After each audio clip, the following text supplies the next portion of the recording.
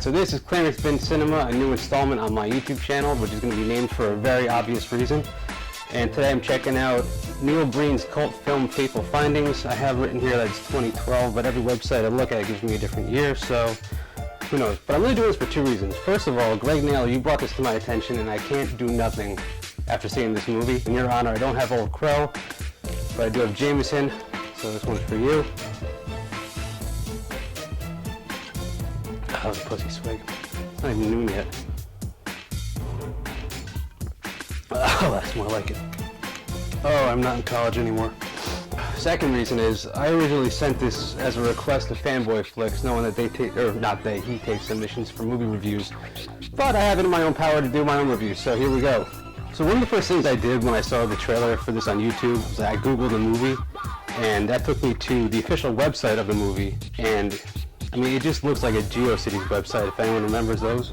You can order the DVD for $25 plus shipping and handling, but this is 2015, and I'm not paying more than $15 for a Blu-ray. Let's just be honest about that. Amazon's lucky to get 10. When I first saw this movie, the standout to me was the passionless acting, which kind of made me think that Neil Breen was a student making his film thesis, and the lead in the movie was like his weird uncle that he got to take a night off of hosting bingo night at the Y to star in his movie. But no, the lead in this movie is actually Neil Breen himself. Leah, where are you? Pick up. Are you okay? Are you okay, Leah? Like, this is your movie. I don't get it. At least pretend to try. And by the way, I will be calling him Uncle Neil throughout this review, just because he kind of reminds me of that one weird family friend who would always ask you if you did your homework or not when it's none of his fucking business anyway. Alright, so I'm going to get into this movie, and I have to say there are a couple parts of the movie that did genuinely impress me. Starting with this tracking shot in a storage facility. I mean, it's not a great shot, but when you compare it to the rest of this movie, it's surprising that this much effort was put into a single shot. And at the end of the hallway, it's a golden book on an end table, and it's obvious that Kesha is somewhere off screen squatting over it. Then the next scene is some boy and girl, they're skipping through a forest, and this is another part that I was impressed by. The scenery here is stunning, like the skyline, the mountain, the meadow, it's great. I mean, you might be thinking that it's a green screen effect, which isn't that crazy, but when we get later on in the movie towards the end, you're going to see what happens when the visual effects department on this film attempts a chroma key. So the kids walk past a ram skull that follows them as they walk past, like shit's about to get real. But then like the ominous tone just dumps out and they find a mushroom. Look, Leah, a mushroom.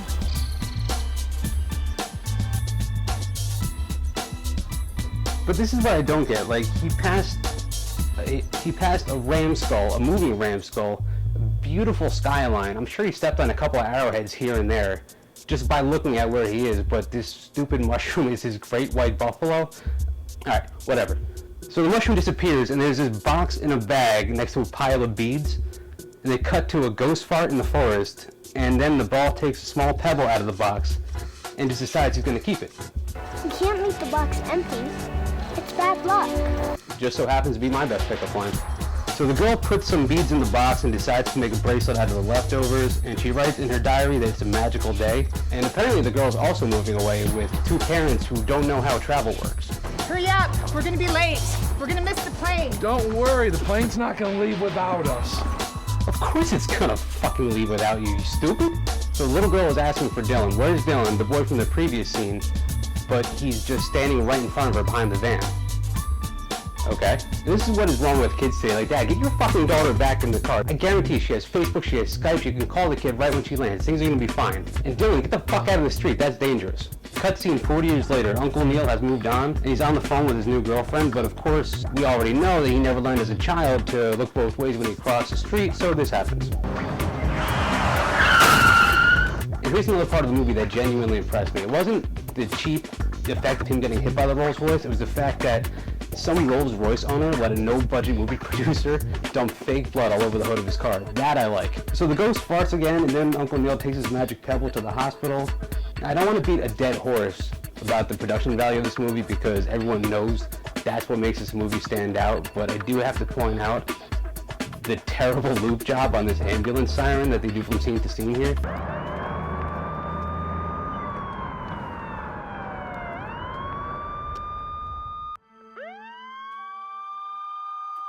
So Uncle Neil's in critical condition, and I mean, I'm not a doctor, but I can't imagine that this oxygen mask serves any purpose over his cotton faceplate. And I don't know how accurate movies are in a hospital, but when Harvey Dent's skull was sticking out in The Dark Knight, they gave him a damn piece of one-ply to treat that wound. So what's up with the Phantom of the Opera? So his girlfriend and his other characters show up, and we're immediately introduced to just how dense these characters are. He's in critical condition, unconscious, and it does not look good. Can you hear me now? Okay, what did I just say? And we haven't been properly introduced to the goatee guy, but luckily he clears that up for us right away. He's my good friend. So the director of neurology comes in, and oh my god, it's the girl from the beginning. What a twist. Again, not a doctor here, but she's checking his pulse on his wrist while a heart monitor beeps off screen. Strike one. He isn't my patient, but let me know how he's doing and I'll check in on him later. Of course he's your patient. You're fucking director of neurology, and he's in your ICU with head trauma. Strike two. So Uncle Neil magically wakes up, and just like any good movie director, he walks out of bed to the shower and shows us his ass. So then he's magically in his girlfriend's shower with his Phantom of the Opera mask on, and she decides to join him, and he is fully fucking naked in this scene. So there's that. Uncle Neil is not afraid of his art. I mean, I would say more about the awkwardness of this scene, but this is exactly how my first slow dance with a girl went. Shout out Valley Middle School, class of 2001. So we're about 20 minutes into this movie, and we find out Uncle Neil is a writer working on his next book, as we can see by the book in his hand and the 5 off-powered Sony Vios. Seriously, the entire movie, these are never turned on. The first time I saw this, I did think that this would be some kind of turning point in the movie, just because in the trailer it's all about hacking government secrets and like superpowers and ESP and all that, and I wasn't sure if the car accident had something to do with like activating those powers, or like if that ghost that keeps farting on him is gonna like unlock his potential or whatever. But instead of an actual plot turning point, we shift gears and check in with his buddy from the hospital, and he's just housing raw gin, just trying to get his wife to put out, because apparently she hasn't in months. And I mean, here's where we get a taste of one of the themes in this movie, which is characters repeating their lines. We don't have sex anymore. Do you realize that? Where did that come from? It has been months. What's happened? Where did that come from? And then this girl in the back like overhears the whole dysfunctional conversation, which is convenient because it gives Uncle Neil an opportunity to spoon feed us a new character introduction. Oh, you mean your stepdaughter? Well, maybe she should hear this, so she doesn't make the same mistake. I do want to take a time out and just appreciate all the soft throws that go on in this movie, because that is another standout for me. Bastard! Bastard!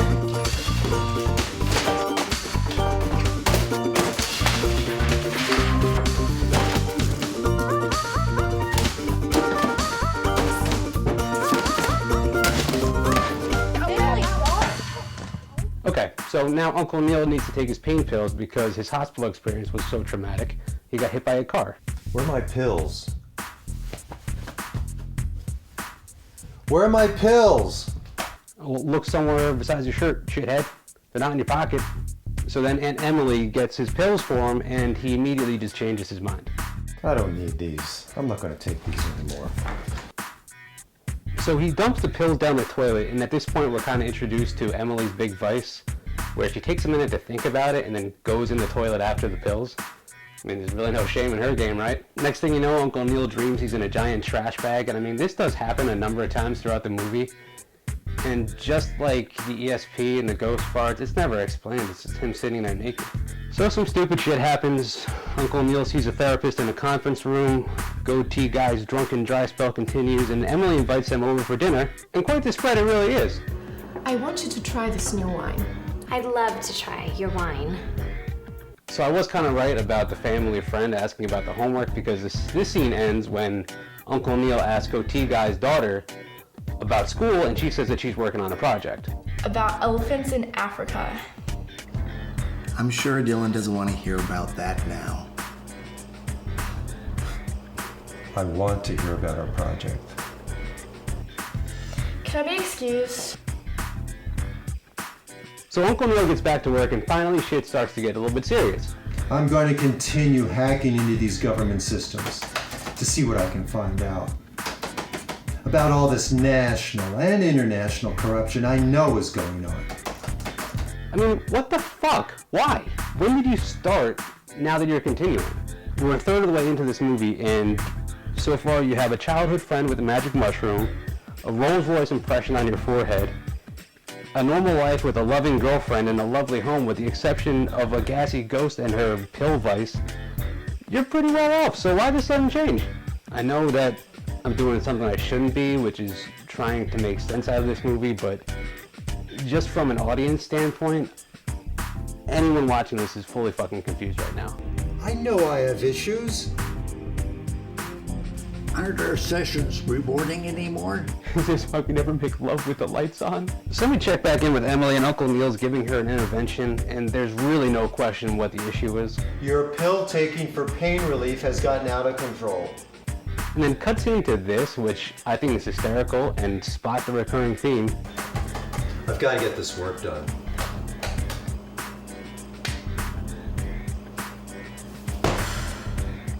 My job sucks.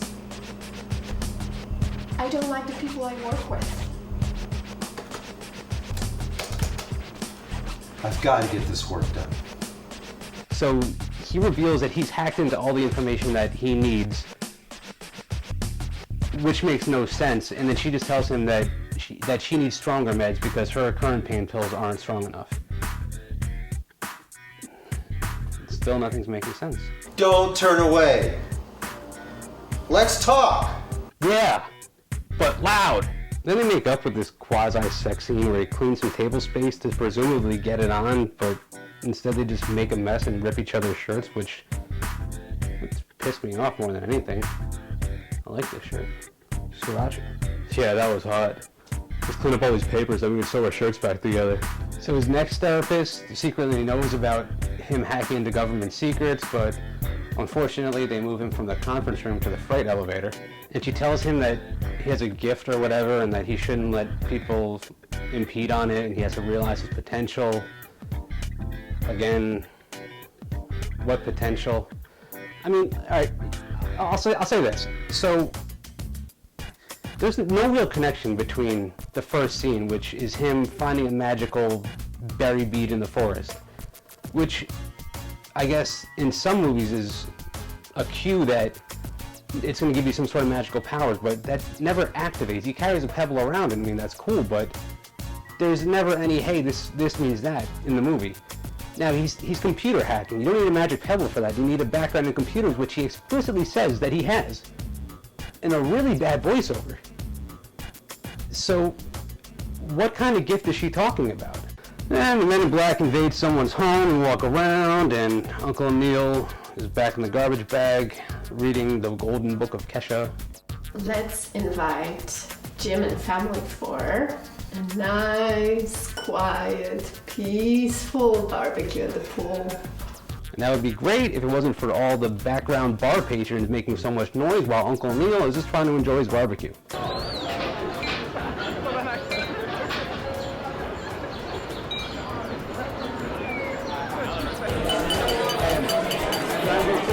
So it turns out the dumbass blonde doctor from the hospital was the one apparently making all that noise. Or, I don't know. I mean, she's there with her fiance, and who invited them, who knew them, why, we don't know. I mean, she wasn't even his doctor, remember? In all fairness, this scene would have made more sense if it was actually at a bar instead of their backyard, because it would explain all that really bad diegetic bar noise. But, hey, this is what makes Neil Breen so great. So apparently Blondie's been carrying around that journal that she wrote down, "This is a magical day," when they found that bead. And I mean, this bothers me for a number of reasons, because she's wearing like skin-tight pants. And if you absolutely have to carry that around for good luck, which she says she does, wouldn't it make sense to maybe keep that page in like a locket or a folded up? I'm doing it again. I'm trying to make sense of this movie. I should not be doing that. I had no idea. I couldn't see your face. Gosh, I never thought to look at the name on the chart. And that Dr. Dumb Shit is strike 3. So apart from the sexual tension between Uncle Neil and Dr. Dumb Shit, the rest of the scene is pretty much pointless. The goatee guy's daughter gets naked in the pool after everyone leaves, and then she tries to take a bath in his bathtub. Emily says she's going to call her mother, but ends up calling goatee guy's prude wife, who we explicitly learned is her stepmother earlier in the movie, so no one really knows who anyone is. You are not. Maybe the Men in Black is her mom. that makes sense. So the goatee guy's wife is sick of him coming on to her or whatever and decides to get a gun. I mean, as a married man, that's terrifying. I mean, even if this guy is a drunk asshole, we keep seeing him get shot down by his wife for sex because she's too amped up about bad days at work. And this doesn't seem like, you know, a toxic response to that. He has a couple drinks, goes to the garage, and polishes the driver's side mirror on his Ferrari. It's not like he's hitting her or anything. He doesn't deserve to die. So she says that she's going to shoot the car. So she misses the car, shoots him in the head, finally ends his dry spell.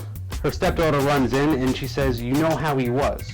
Tells her to call 911 and plants the gun on her dead husband. So when Uncle Neil shows up to save the day, the prude blonde gives him the 411 and whatever. I mean, Neil believes it, so he wipes Jim's blood all over his face and says goodbye. Jim's suicide was not your fault. You can't blame yourself. It was not your fault. Okay, why would it be? You had no connection to him in this movie. Nothing you did could have triggered his suicide. And, I mean, didn't we make it pretty clear who this guy was already? He's my good friend. Yeah, Emily, that was Uncle Neil's friend. So get off your purse and support your man in his time of need. No more books. For the last time, I can't read. Jim's daughter joins Uncle Neil in the naked garbage bag party. Nothing creepy about that. Makes perfect sense, just like the story so far. Our sessions have filled the void in your life, haven't they? This old bag could not be any more thirsty. Are you seeing another therapist now? No, honey, for the last time. No one else. Stop going through my phone. You know you my babe. So Uncle Neil sees Leah at the park, and I mean, they're totally natural about it. All that sexual tension is totally under the table, until Leah breaks the news that she left her fiancé, which is devastating to our main character. That means I'm single again! So Uncle Neil professes his love for Leah. They go into the forest to find the old treasure chest and I guess have some sex. Something that looks like sex. Pretty obvious. I know full well that this actress who played Leah hated filming this scene. You can just see it in her face. Seriously, this has got to be the first time that Leah has ever taken a tube top off in her life, because seriously, what the fuck is this? Anyway, the ghost farts again. Emily takes a bunch of pills, and I'm starting to think that Neil Breen is a big Suicide fan, because I mean, it's just everywhere in this movie. These people have no reason to kill themselves. I mean, I get that Jim didn't, but Emily didn't exhibit any signs of troubling addiction. She just liked pills. I'm sure she dove down the toilet for Uncle Neil's meds, but I mean, she's not like falling asleep on the highway or slitting her wrists. She hosted 2 dinner parties while working a 9-to-5 at the bank. She's doing pretty okay. She's not suicidal. So Uncle Neil finds her dead, and he's totally bummed out. But again, hey. That means I'm single again! This is just not a challenging plot at all. I mean, I think that Norbit had more complicated character relationships than this movie did. So Leah is just fully fucking fascinated watching Uncle Neil eat spinach. And I have to think that this scene was inspired by stock photos. Uncle Neil then reveals to Leah that he's been hacking into government secrets. Excuse me. I've hacked into the most secret government and corporate secrets. The most secret. You've been sitting in a garbage bag. You've been at a picnic or by the pool or in therapy. When have you been hacking? We saw you say, "I'm gonna hack," and then never actually do it. I mean, show us that part instead of your terrible fucking forest foreplay. Show us more than like some schmuck in a muscle shirt hacking on a dead Sony Vaio. That would be good. Someone kidnaps Leah, maybe it's a Man in Black, I don't know, but I mean, this is the second time in the movie I feel like Neil Breen has just drawn inspiration from a stock photo. I mean, look at this guy. It's a good thing he left his contact info on an index card for Uncle Neil to find. Convenient. So she's locked in a trailer at, I guess, the same storage facility that we opened the movie on. So Uncle Neil knocks out the kidnapper with a beer bottle for not giving him the key to the storage unit or the trailer. But that doesn't matter because all those ghost farts have literally given him the ability to walk through walls, which makes rescuing Leah a whole lot easier. So Jim's daughter tells Uncle Neil that her dad's death wasn't a suicide, it was a homicide, but calls Jim's wife Mom. So again, no one really decided to look into the whole paternity of this thing, even though this girl's in her 20s, I don't know. This part has no consequence whatsoever on the story. It doesn't matter, you know, she's not prosecuted. Who cares? Men in Black are still walking around the hallways and The ghost farts right in Leah's face while she's sleeping, which doesn't wake her up. I'm guessing ghost farts don't smell. Who knows? But I do want to mention that all we've seen of these men in black is just their shoes. So, I mean, they're nice shoes. It could just be a guy walking around trying to fish for compliments. Like, check out my shoes. Instead of paying him compliments on his shoes, Uncle Neil decides that he's got to go into the desert to meet with, I don't know, Michael Sheen and Dakota Fanning, who have the Golden Kesha book or whatever, but he asks if he should be afraid of, I don't know what he should be afraid of, doesn't say. But it doesn't matter because they don't answer his question anyway. Why would they? So his elevator therapist dies or something. Tommy Lee Jones gets his first period all over his nice shoes. And then we just go to this press conference in Washington, D.C. And this is where they really prove the point that the location scout really stepped it up in the first scene, because this is their attempt at a green screen. And I mean, I'm not above saying that, oh, I'm the best, but you can assume that this isn't real television. I'm in my kitchen in my one-bedroom apartment right now. So he has his lucky pebble, and while the guilty politicians all wait for their turn at the mic, Uncle Neil tells the truth about his hacking escapades, and the public is thrilled, as you can tell by all these cameras that just cheer him on. I've been hacking into government and corporate systems all over the country. So all the corrupt businessmen and politicians admit their guilt in these fraud and corruption and blackmail schemes. I don't know. Why would I? Because, fuck, I never know. They never told us. And then they just start killing themselves. I mean, 2 used guns. We had a noose for the fat guy, which is just somewhat counterintuitive. And a lady senator ran her car in her garage, and the other guy slits his wrists in the tub. But all the while, Uncle Neil's just standing there with this goofy smile on his face while these people are just going full-on Bud Dwyer right in front of him. You have to see this guy ODing on pills in his car, because, I mean, you can just tell he's trying not to laugh at how fucking stupid this whole thing is. And then some sniper comes out of the bushes, and we cut to this shot of Uncle Neil with crosshair clip art on his head. I mean, not at all in the middle of the screen, which, I don't know, would make sense if you're looking through a scope. But right as he's about to pull the trigger, he gets shot. And I mean, this is what really gets me, because I was kind of half expecting to see Leah there with a shotgun, just ready to drop some corny line on him like, "Shh, aren't you glad we didn't leave the box empty?" Or, "It's a magical day." Cut back to the woods. Uncle Neil and Leah are taking a stroll. The ghost farts one more time, and roll credits. Before I get to a few thoughts about the plot, I just want to talk about the credits, because, yeah, I did watch the credits all the way to the end out of, I don't know, sheer morbid curiosity. And this was another one of those things that actually genuinely impressed me, because look at this. NJN Sound Association, he hired a sound house. I mean, the room tone was completely Miley Cyrus throughout, but he did hire an outside vendor. I mean, that's the right thing to do, so okay. Casting and entertainment, CNA. Wardrobe and set design, cine and collaboration, lighting design, Lighting and Films LLC, B&B Effects Studio for makeup, BB Location Management, I guess they're the geniuses that found the Mountain Meadow, NNN Entertainment Partners, Administration and Accounting, Craft Services, Eats and Eats Film Inc. You gotta respect craft services. Wow, I mean, okay, say what you will about the guy's movie, but he did things the right way. He went through the proper channels. Oh, wait. Any above listed companies with an N or a B in their names are fictitious. Neil Breen did the work himself. Well, what was he doing for craft services? Grilled cheese on a George Foreman? I do feel like he genuinely tried to tell a story, but didn't know that it was a story that made absolutely no sense. And I wouldn't watch it a second time unless it was a drinking game. I mean, I don't know, drink every time Neil Breen tries to be sexy.